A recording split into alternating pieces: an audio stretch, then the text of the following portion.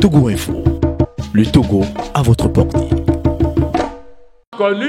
Du moins, on a connu le Togo à travers le fait que la Corée du Sud avait croisé ses crampons avec Adebayor. Donc, je crois quand même que le sport, notamment le football, est un grand diplomate pour le pays et nous devons donc nous investir dedans. Donc, voilà donc ce que je peux appeler les 12 phares de la transition. Maintenant, la deuxième partie, c'est créer les conditions d'une croissance durable et inclusive. Bon, ça c'est technique, simplification administrative. On a commencé donc par créer donc le guichet unique. Est-ce que ça fonctionne? Nous examinons cela pour que créer une entreprise au Togo ne soit pas un problème donc pour comment dire, les entreprises étrangères qui viennent ici, le capital privé. Et donc nous allons examiner ça et simplifier les procédures pour attirer davantage d'investisseurs parce que en créant des entreprises, on crée aussi conséquemment des emplois. Nous regarderons également du côté de la zone franc industrielle parce que nous recevons beaucoup de rapports comme quoi nos compatriotes qui travaillent dans les zones franches industrielles souffrent. On leur donne des salaires de misère. Je pense que donc le ministre de l'Industrie, qui sera chargé de la zone franche, regardera cet aspect des choses. Et comme il y a une dynamique de tout un monde d'amélioration des salaires, en tout cas, les entreprises qui fonctionnent dans le cadre de la zone franche ne pourront plus donc maltraiter ou mépriser donc nos compatriotes qui y travaillent.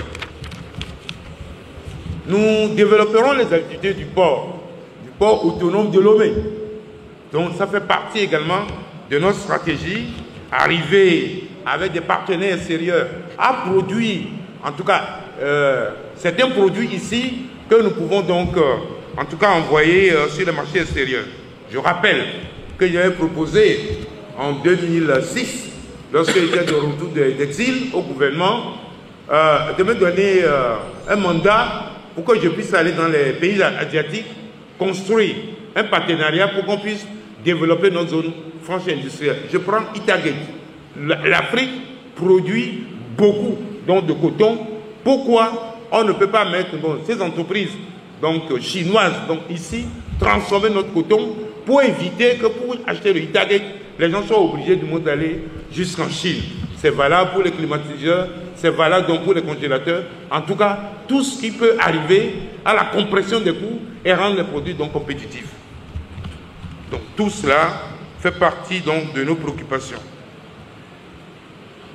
Nous pensons également créer donc une banque nationale d'investissement, c'est très technique, mais tout ça aussi pour aider donc le secteur privé à avoir accès au crédit pour développer donc des affaires. Maintenant, j'en viens donc à la réforme du secteur éducatif. Il y a plein de choses que de toute façon le temps que nous avons ici ne permet pas de développer, mais retenez utilement que le système éducatif que nous avons aujourd'hui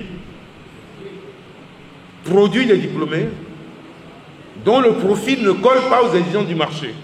Nous ferons donc des états généraux de l'éducation nationale pour que la formation que nous allons transmettre aux apprenants soit compatible à leur marché, qu'ils soient capables eux-mêmes d'être entrepreneurs et donc des créateurs de richesse, des créateurs de monde d'entreprise, des créateurs de richesse, donc des créateurs d'emplois.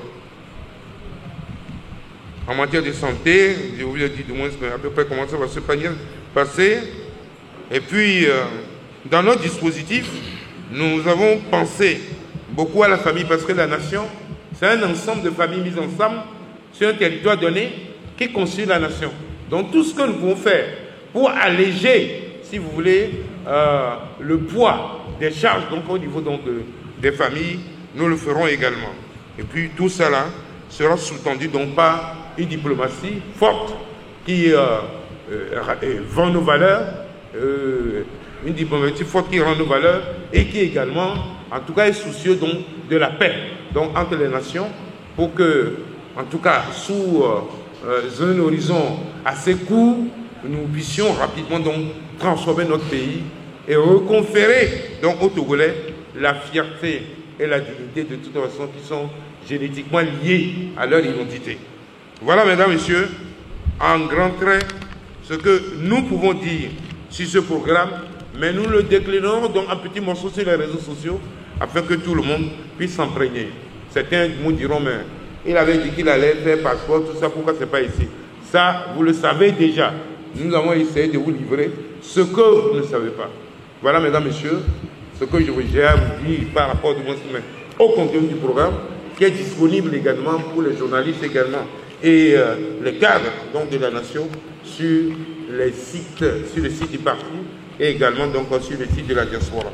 Voilà, mesdames, messieurs, le contenu résumé du programme que nous aurons décliné à partir du 23 février 2020, étant entendu que nous avons toutes les certitudes que c'est nous qui gagnerons la prochaine élection présidentielle.